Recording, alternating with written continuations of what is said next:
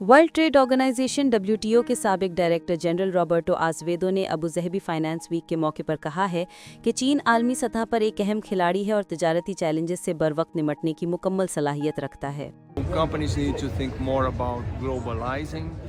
कंपनियों को अब ज्यादा सोचने की जरूरत है कि वो खुद को आलमी बनाएं, मुख्तलिफ मुल्कों में अपने कारोबार को फैलाएं और दुनिया भर की मंडियों में अपनी मौजूदगी के जरिए ये बात भी यकीनी बनाएं कि उनके पास दुरुस्त शराकतदार मौजूद हैं। इसीलिए आज ये बाहमी राब्ता और बारीक बीनी पहले से कहीं ज्यादा अहम हो गई है।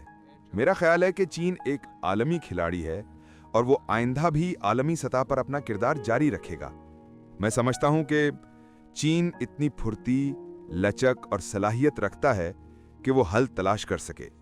अलबत्ता ये एक चैलेंजिंग मरहला होगा, लेकिन मेरी राय में चीन के लिए मुस्तकबिल का असल चैलेंज ये है कि वो ताल्लुकात को बरकरार रखने, इत्तेहाद बनाने और तिजारती शराकतदारों के साथ एतमाद कायम करने के लिए क्या हिकमत अमली अपनाता है।